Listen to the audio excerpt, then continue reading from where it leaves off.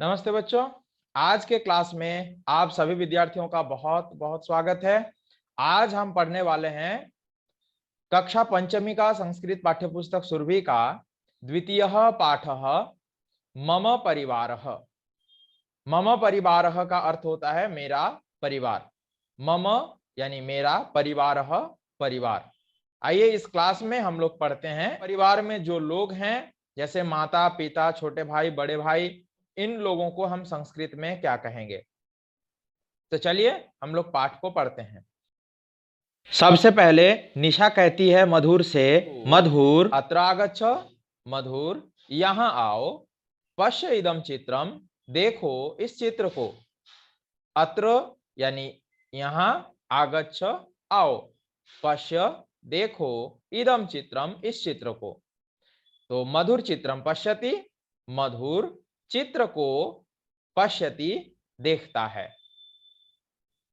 देखने के बाद मधुर कहता है आहा इदम मम चित्रम अस्ति, ओहो यह मेरा चित्र है, इदम यह मम चित्रम अस्ति मेरा चित्र है, मम यानी मेरा, चित्रम अस्ति चित्र है।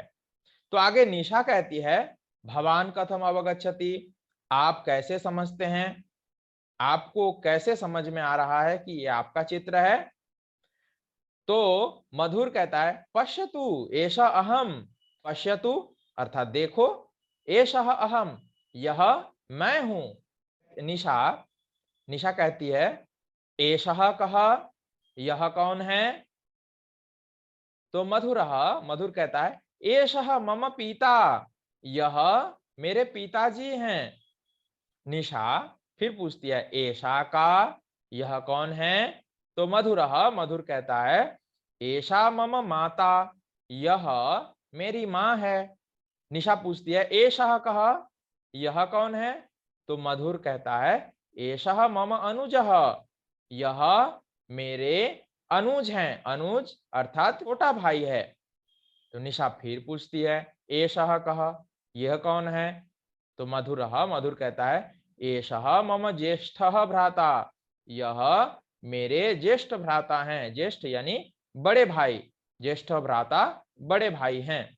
तो निशा फिर से कहती है मधुर अधुना अवगच्छामि, मधुर अब, अधुना यानी अब, अवगच्छामि मैं समझ गई हूं, एषः तव पिता, यह तुम्हारे पिताजी हैं, एषा तव माता, यह तुम्हारी माताजी हैं, एषः तव अनुजः, यह तुम्हारे छोटे भाई हैं, एषः ज्येष्ठः भ्राता, यह तुम्हारे बड़े भाई हैं। ओके, तो मुझे उम्मीद है आपने इस पाठ को समझ लिया। अब इस पाठ के अंतर्गत प्रश्नोत्तरों को हम देखते हैं। अभ्यास में क्या है, अधोलिखितानि रिक्त स्थानानि पूरयन्तु, नीचे लिखे गए जो खाली स्थान है, रिक्त स्थानानि यानी खाली स्थानों को पूरयन्तु पूरा करें। तो यहाँ पे एषः का अर्थ होता है यह पुल्लिंग में, और एषा यानी यह स्त्रीलिंग में। तो एषः पुल्लिंग, एषा स्त्रीलिंग शब्द है, ध्यान रखिएगा क्योंकि ये नीचे काम आने वाला है। अब देखिए यहाँ पे क्वेश्चन नंबर क है एषः कः अस्ति, तो एषः पुरुषः अस्ति, पुरुष पुल्लिंग शब्द है, तो यह एक पुरुष है। ख में एषा का अस्ति, यह कौन है। तो डैश महिला अस्ति, तो यहाँ पे हमें लिखना है एषा महिला अस्ति, यह महिला है। ग एषः कः अस्ति, यह कौन है। तो डैश चिकित्सकः अस्ति, तो हमें यहाँ पे क्या लिखना है, एषः चिकित्सकः अस्ति, यह चिकित्सक है। एषा का अस्ति, यह कौन है। तो एषा चिकित्सिका अस्ति, यह चिकित्सिका है। तो यहाँ पे स्त्रीलिंग शब्द है चिकित्सिका, इसलिए यहाँ पे एषा लिखना है, एषा चिकित्सिका अस्ति, यह चिकित्सिका है यानी लेडी डॉक्टर हैं। नेक्स्ट देखिए एषः कः अस्ति, तो एषः नर्तकः अस्ति, नर्तक ये पुल्लिंग शब्द है, नाचने वाला, तो इसलिए एषः नर्तकः अस्ति, यह नाचने वाला है। एषा का अस्ति, यह कौन है। एषा नर्तकी अस्ति, नर्तकी स्त्रीलिंग शब्द है, नर्तकी अर्थात नाचने वाली, तो एषा होगा यहाँ पर, एषा नर्तकी अस्ति, यह नाचने वाली है। नेक्स्ट देखिए 6 में एषः कः अस्ति, यह कौन है? ये शिक्षक हैं। तो एषः अध्यापकः अस्ति, यह अध्यापक हैं यानी शिक्षक हैं। अब यहाँ पे देखिए एक लेडी टीचर का चित्र है, शिक्षिका है, तो हम बोलेंगे एषा का अस्ति, एषा अध्यापिका अस्ति, यह एक अध्यापिका है यानी एक शिक्षिका है। ठीक है, आगे क्वेश्चन नंबर 2, चित्राणि दृष्ट्वा रिक्त स्थानानि पूरयन्तु, चित्र को देखकर खाली स्थान को भरिए। सबसे पहले हम चित्र को देखते हैं। यहाँ पर एक पुरुष है और वो कुछ लिख रहे हैं, तो हम बोलेंगे एषः डैश अस्ति, एषः कः अस्ति। कः पुल्लिंग के लिए यूज होता है यानी कौन है, यह कौन है? एषः लेखकः अस्ति, यह लेखक है। लेखकः किं करोति, लेखक क्या करता है? लेखकः लिखति, लेखक लिखता है। ख में देखिए एषा डैश अस्ति, यह कौन है? तो एषा महिला अस्ति, यह एक महिला है। महिला किम करोति, महिला क्या करती हैं? तो डैश पचति, यानी यहाँ पे लिखेंगे महिला पचति, महिला भोजन पका रही हैं। नेक्स्ट एतत्, अब यहाँ पे देखिए नपुंसक लिंग शब्द है। एतत् किम अस्ति, यह क्या है? तो एतत् फलम अस्ति, यह फल है। किम फलम पतति, तो यहाँ पे पूछ रहा है किम फलम पतति, क्या फल गिरता है? तो आम फलम पतति, हाँ फल गिरता है। नेक्स्ट देखिए एषः डैश अस्ति, एषः कः अस्ति, यह कौन है? तो एषः सैनिकः अस्ति, यह एक सैनिक है। सैनिकः किं करोति, सैनिक क्या करता है? तो सैनिकः देशं रक्षति, सैनिक देश का रक्षा करता है। तो यहाँ पे 3 शब्द हम लोगों ने नया सीखा, वो है कह, का और किम।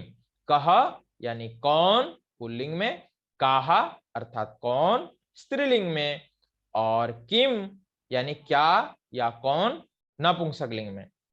ओके, तो अब आपके सामने क्वेश्चन नंबर 3, चित्रे किम किम अस्ति इति वदन्तु लिखन्तु च, ये आपको यहाँ पर बोलना भी है और साथ में लिखना है। तो यहाँ पे सबसे ऊपर किसका चित्र है? व्याजनम, क्या बोलेंगे संस्कृत में? व्याजनम अर्थात पंखा। नेक्स्ट चित्रम यानी चित्र। नेक्स्ट है दीपकः दिया, वस्त्रम कपड़ा, दर्पणः आईना, द्वारम दरवाजा, अग्निः आग, पुस्तकम किताब, कंदुकम गेंद, पादत्राणम जूता, घटः घड़ा, भूषणम गहना, लेखनी कलम, और साथ में चमसः चम्मच, और लास्ट घटिका यानी घड़ी। ओके, ये जितने भी यहाँ पे वस्तु हमें दिखा, ये सब हमारे घर में हैं। इन वस्तुओं के नामों को हमने संस्कृत में जाना। क्वेश्चन नंबर 4 में कहता है किम भवतः भवत्या गृहे अस्ति नास्ति इति लिखन्तु, क्या आपके घर में है? अस्ति यानी है और नास्ति यानी नहीं है, ये आपको बोलना और साथ में लिखना है। आप लोग बोलिएगा फिर लिखिएगा। आपके घर में लेखनी अस्ति, कलम है, जरूर होगा, तो इसलिए आपको लिखना है अस्ति।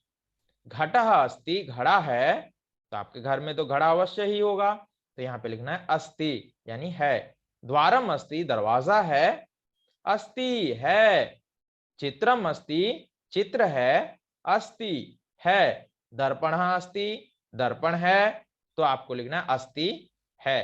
पादत्राणम अस्ति, जूता है, तो आपको लिखना है अस्ति है।